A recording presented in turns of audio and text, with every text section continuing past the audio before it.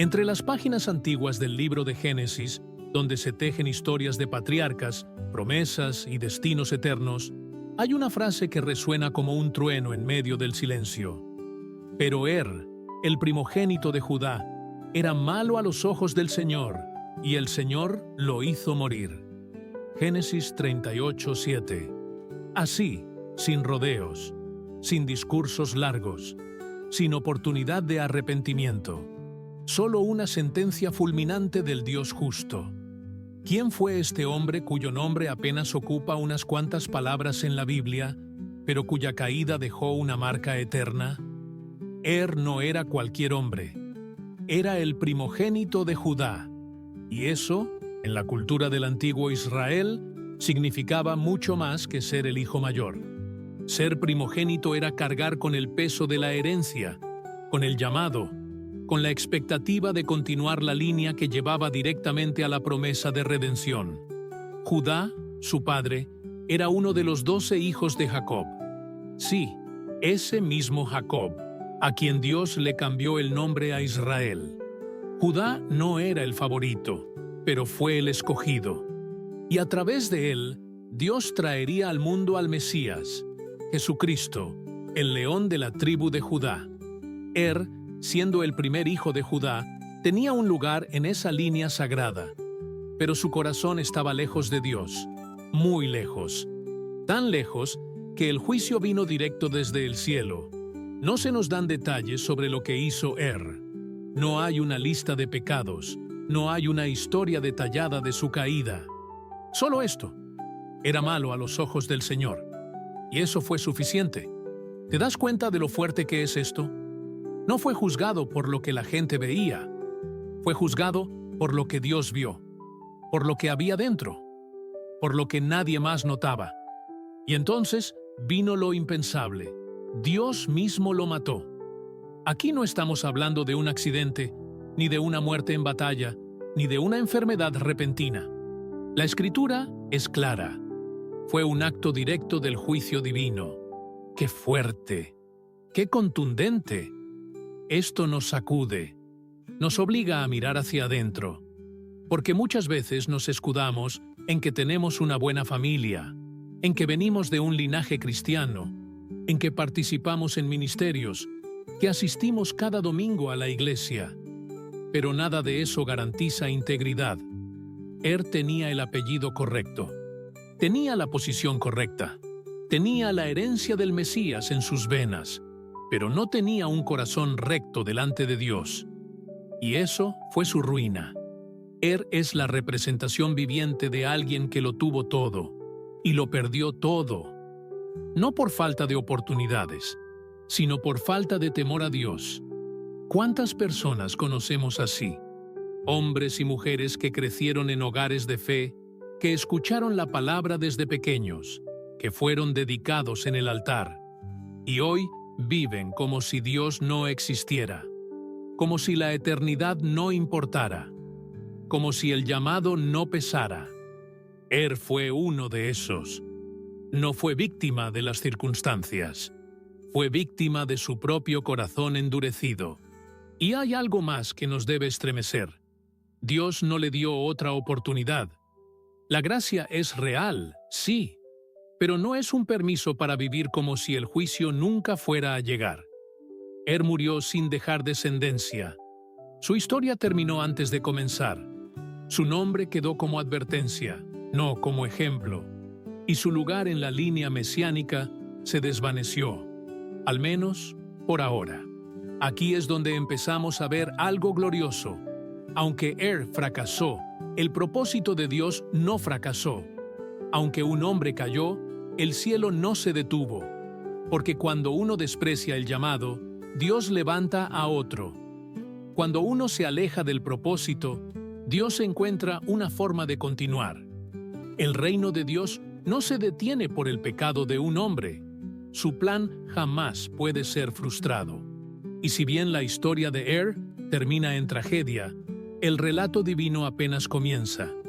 Dios ya tenía preparado un camino para que la promesa siguiera avanzando, y lo haría de la forma más inesperada, con los personajes más improbables. La muerte de fue un golpe inesperado, tanto para su familia como para la historia misma. Pero aunque su vida terminó, las implicaciones de su ausencia apenas comenzaban. Porque en la cultura hebrea, la muerte de un hombre sin dejar hijos no significaba el final de su legado. La ley del levirato entraba en acción. Esta ley, que más tarde sería formalizada en el libro de Deuteronomio, ya estaba presente como costumbre en los días de Judá. Según esta práctica, si un hombre moría sin dejar descendencia, su hermano debía casarse con la viuda para levantar descendencia en nombre del fallecido.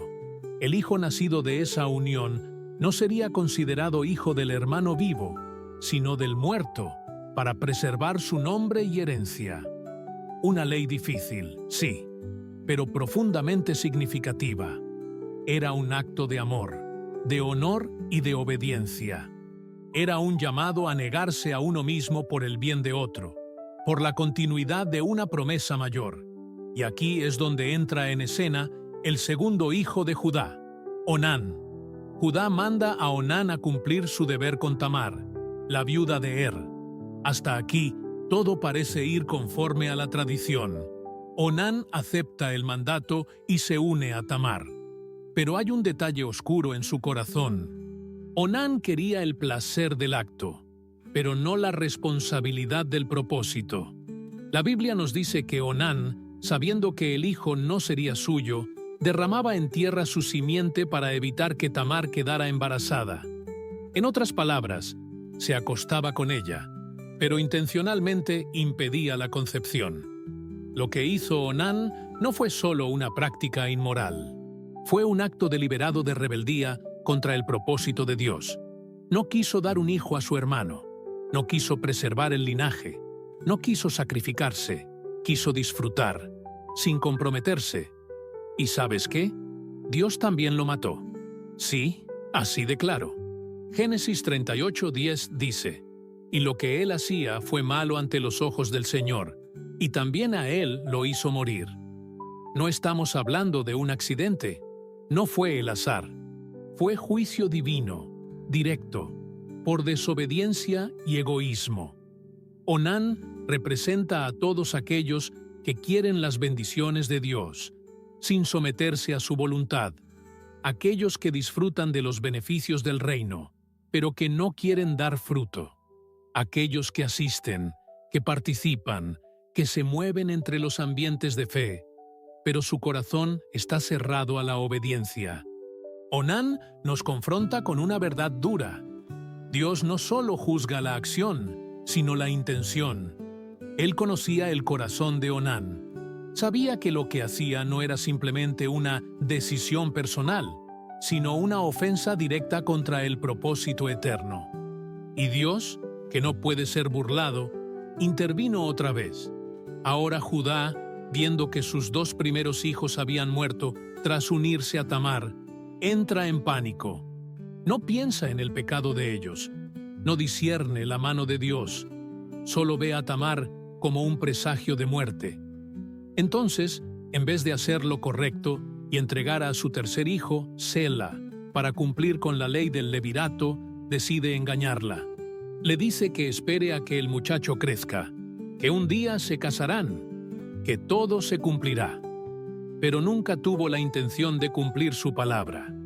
La dejó viuda, la dejó sola, la dejó estancada en un limbo de dolor y abandono. Y aquí es donde la historia toma un giro divino. Porque el plan de Dios, aun cuando los hombres fallan, sigue avanzando. Judá falló como padre, Onán falló como hermano, pero Dios jamás falla como Señor. Tamar. Su nombre comienza a brillar entre las sombras del pecado y el abandono. Una mujer extranjera, sin respaldo, viuda 2 veces, olvidada por la familia que debería protegerla. Pero en medio de ese abandono, Dios estaba obrando. Tamar no era simplemente una víctima pasiva. Era una mujer con una convicción profunda. Ella sabía que tenía un lugar en la historia del pueblo de Dios. Sabía que debía haber descendencia. Sabía que algo más grande estaba en juego. Y aunque los hombres la dejaron sin opciones, ella no se resignó al olvido. Pasó el tiempo, y Sela, el tercer hijo de Judá, ya era un joven. Pero Tamar se dio cuenta de lo que todos sabían. Judá no cumpliría su palabra. La promesa de un matrimonio para restaurar su dignidad había sido una mentira. Una excusa para mantenerla lejos, como una carga indeseada. Entonces, Tamar hace algo que a nuestros ojos modernos puede parecer escandaloso, pero que en el contexto divino fue un acto de fe inquebrantable. Al enterarse de que Judá iba a subir a Timnat para trasquilar sus ovejas, Tamar se disfraza. Se cubre el rostro como una prostituta, se sienta junto al camino y espera. Judá pasa, no la reconoce. Cree que es una ramera y se acuesta con ella. Tamar le pide una garantía, su sello, su cordón y su bastón, símbolos de autoridad, identidad y poder. Ella no pidió dinero, pidió las señas del linaje, porque ella no estaba buscando un placer momentáneo, sino restaurar la línea quebrada.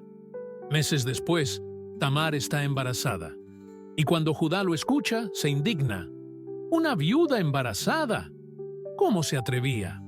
Hipócritamente, ordena que la saquen para ser quemada, sin juicio, sin compasión, sin memoria de su propia culpa. Pero antes de que eso ocurra, Tamar saca los objetos y dice: «Del hombre a quien pertenecen estas cosas estoy embarazada. Mira bien, ¿de quién es este sello, este cordón y este bastón?» Génesis 38:25. El silencio cae. El juicio cambia de dirección. Judá reconoce sus propios pecados. No puede escapar de la verdad. Y entonces dice algo que cambiará el rumbo de la historia. Ella es más justa que yo. Génesis 38:26. ¡Qué declaración! El patriarca confiesa que fue él quien falló, que fue él quien no cumplió, que fue ella, la despreciada, la marginada, la humillada, quien hizo lo que era justo. Tamar no fue una prostituta. Fue una mujer que creyó que el propósito de Dios valía la pena luchar por él. Y esa fe la convirtió en madre de 2 hijos, Fares y Sara. Cuando llega el momento del parto, otro detalle impresionante ocurre. Los gemelos están por nacer, y uno de ellos, Sara, asoma primero la mano. La partera ata un hilo rojo para marcarlo como el primogénito. Pero entonces algo inesperado sucede. El otro hijo, Fares, empuja y nace antes. ¡Qué imagen tan poderosa! Fares, cuyo nombre significa ruptura, es el niño que rompe las reglas, rompe la línea, rompe la tradición. Y es a través de él que Dios continúa la línea mesiánica. Sí, el hijo que nace de una unión escandalosa, de una historia envuelta en vergüenza y juicio, se convierte en el ancestro del rey David y de Jesucristo mismo. Mateo 1:3.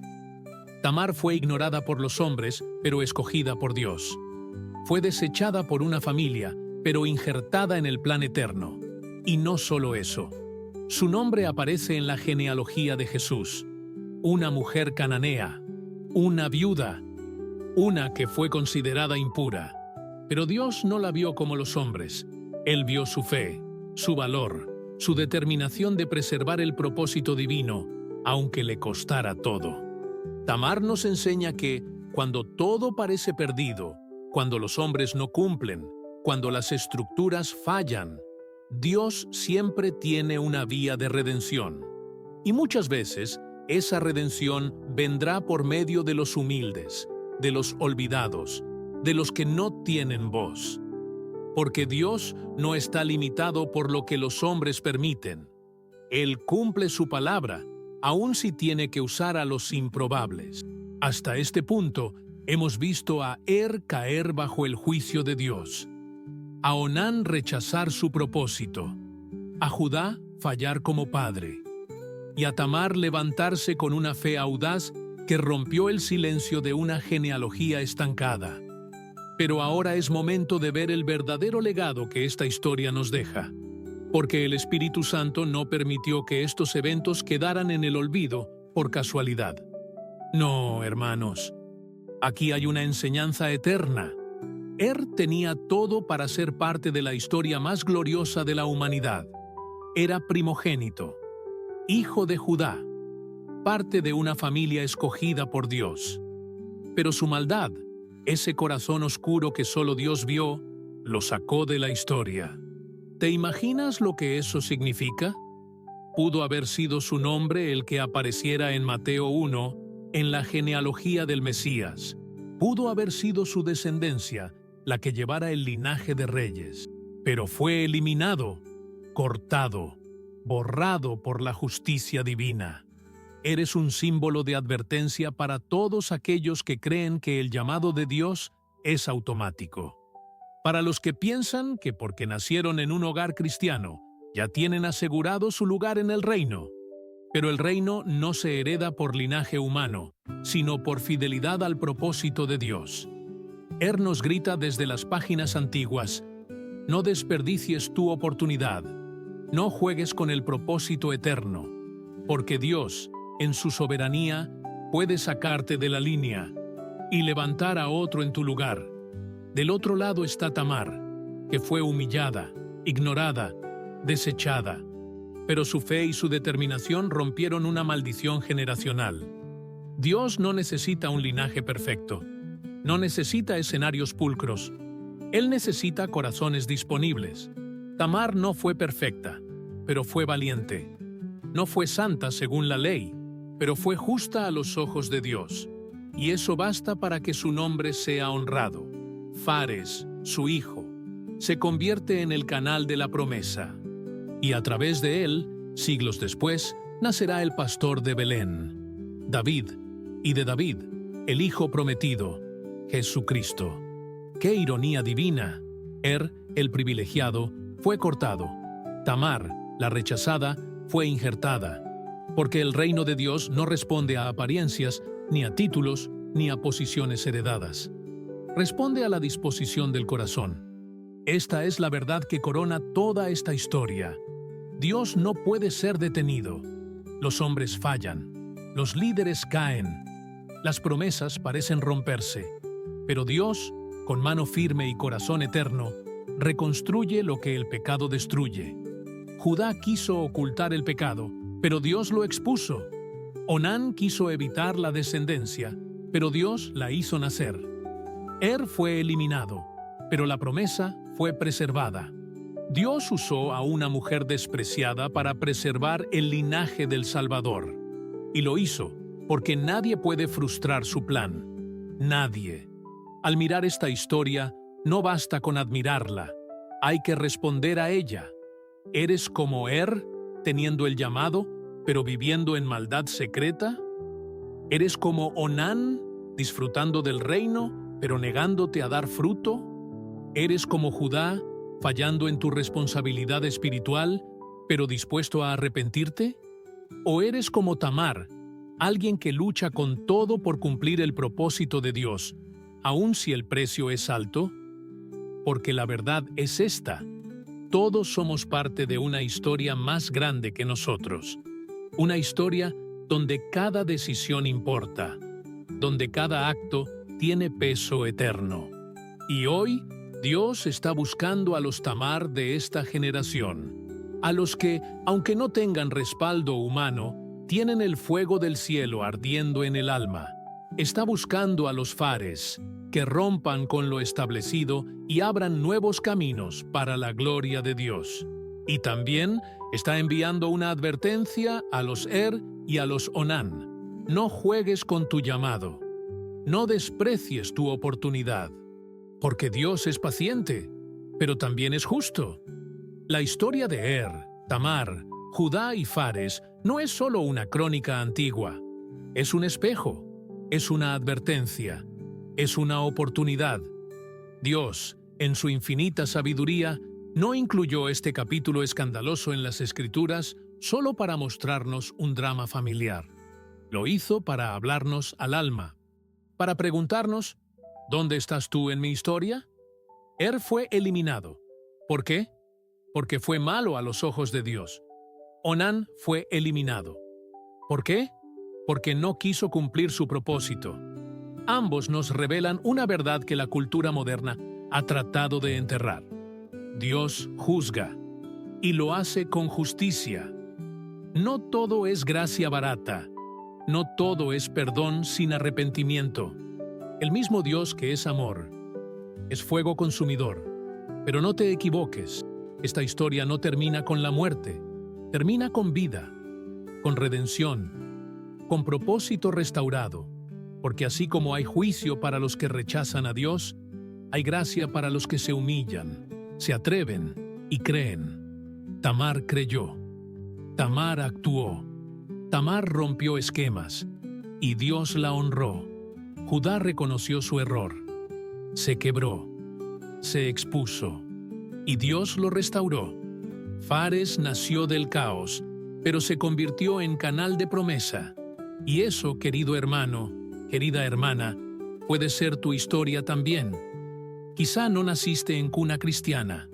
Quizá tu vida está llena de errores, decisiones torcidas, fracasos y heridas. Quizá te identificas más con Tamar que con Judá, más con el quebranto que con la estructura. Y aquí va la buena noticia del Evangelio. Dios no necesita un pasado perfecto para escribir un futuro glorioso. Él necesita tu fe, tu disposición, tu humildad, porque Él es el Dios que rescata a Tamar, redime a Judá, levanta a Fares, y puede usarte a ti. Hoy Dios te está llamando, no con una voz suave, sino con un estruendo celestial que dice: despierta, toma tu lugar en mi propósito. No desperdicies tu llamado. Él desperdició su oportunidad. Onán jugó con el propósito. Judá falló, pero se arrepintió.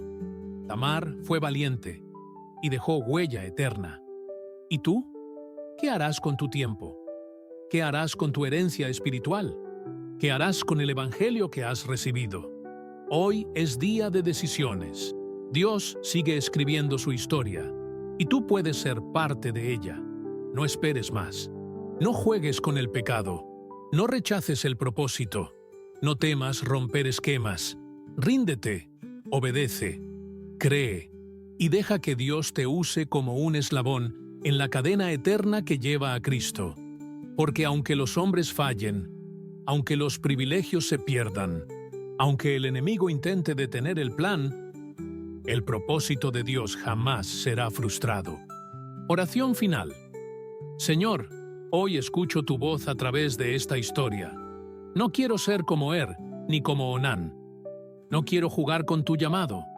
Perdona mis indiferencias, mis temores, mis pecados secretos. Hoy decido responder como Tamar, con fe, con valentía, con determinación.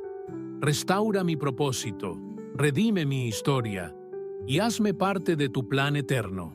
En el nombre de Jesús, amén. Amado hermano, querida hermana, esta no es solo una historia antigua, es un espejo del cielo frente a tu vida hoy. No basta con escuchar, no basta con conmoverse. Dios está llamando a tu corazón. No seas como que tuvo todo y perdió todo. No seas como Onán, que jugó con el propósito y cayó bajo juicio. Sé como Tamar, que se atrevió a creer cuando todo parecía perdido. Sé como Judá, que reconoció su error y fue restaurado. Hoy es tu día para alinearte con el cielo. Si este mensaje tocó tu alma, no lo guardes. Haz algo con él. Detente y ora. Rinde tu corazón a Dios ahora mismo. Comparte este mensaje. Alguien más necesita escuchar que el plan de Dios no puede ser frustrado. Suscríbete al canal y activa la campana. Cada semana, nuevas palabras del cielo vendrán a encender tu fe y confrontar tu espíritu. Comenta abajo, ¿dónde estás tú en esta historia? Queremos orar contigo, caminar contigo y celebrar tu victoria. Porque recuerda, tú también estás escribiendo tu nombre en la historia de Dios. Responde con fe, vive con propósito y jamás olvides que su plan sigue en marcha, contigo o sin ti.